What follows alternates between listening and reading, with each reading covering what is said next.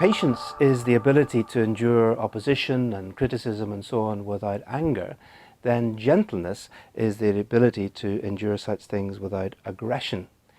Gentleness is learning how to respond to criticism or rejection or wrong things that are done to us, not with bluster and self-defense and a kind of harsh, aggressive attitude that comes back, not to be full of prickles and spikes when people are not quite what we want them to be, but rather to respond with softness, without rage, without bitterness, actually because we're really aware that I am just as flawed and human and failing as anybody else, and the other person who's doing wrong to me, well, they may well be hurting just as I am, and if I respond with aggression, it's only going to make things worse.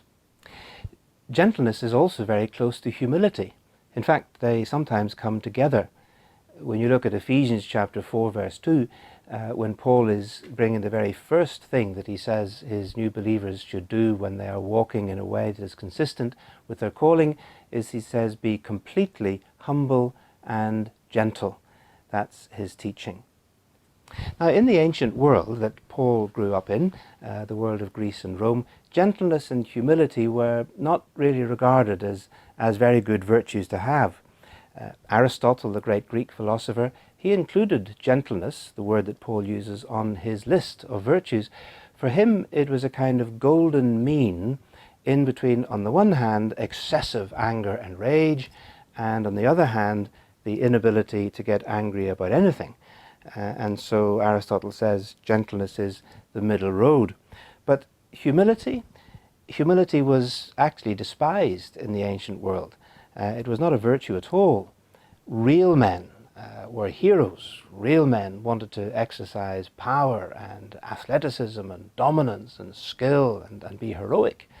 And that is, of course, something of a myth that has still come down into us through Hollywood movies and through all the sort of superheroes that we read about, men in capes, people who are irresistible, who are powerful and who know what to do.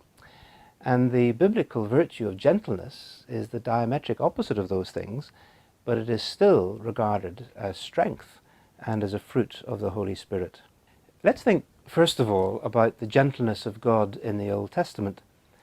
Now, that's possibly not a quality of God that you would immediately associate with the so-called God of the Old Testament, and yet when you read it, the psalmists and the prophets often speak about the gentleness of God. For example, our favorite 23rd Psalm speaks of God as a shepherd who loves and cares and provides for his sheep.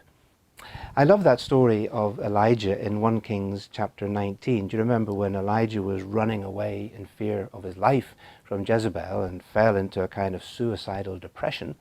And God finds him in the wilderness under a tree, wishing he could die. And what does God do? Well, basically God mothered him, let him sleep, and told him to wake up and eat his breakfast. And the food that God gave him was bread, fresh baked in heaven, delivered by an angel. And then God took him back to Mount Sinai, and yet again God gives him a kind of audio-visual demonstration of earthquake, wind and fire. But then the text says that God was not in those things. When God spoke to Elijah, it was what used to be translated as a still small voice, or in our modern translation, a gentle whisper.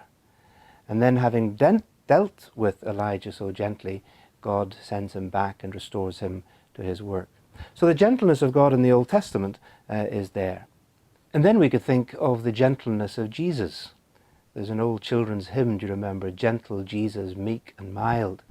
Well, it certainly didn't mean that Jesus was a wimp, that he could never speak strong words, that he was just always kind of nice to everybody, because we do know that Jesus could speak toughly and could deal with wrongdoing with a great deal of honesty and truthfulness.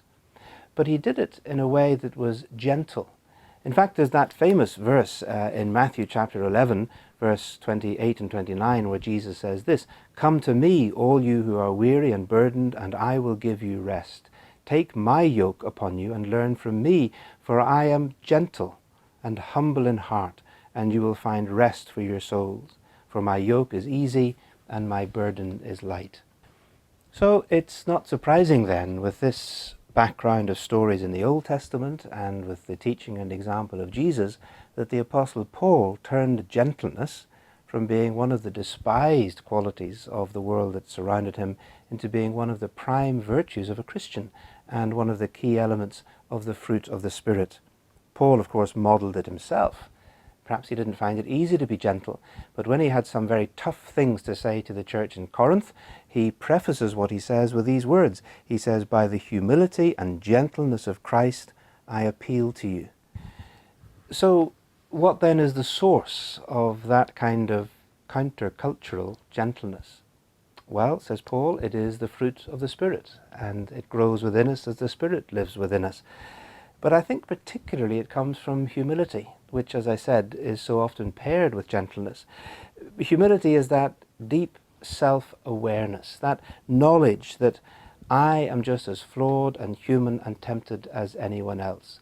And so therefore, when somebody else makes a mistake, or drops and breaks something, or loses the car keys, or forgets to do what they promised, I remember that it could just as easily have been me. And so I don't respond with that anger and irritation, but out of humility and self-knowledge, I can respond with the gentleness of Jesus, the fruit of the Spirit.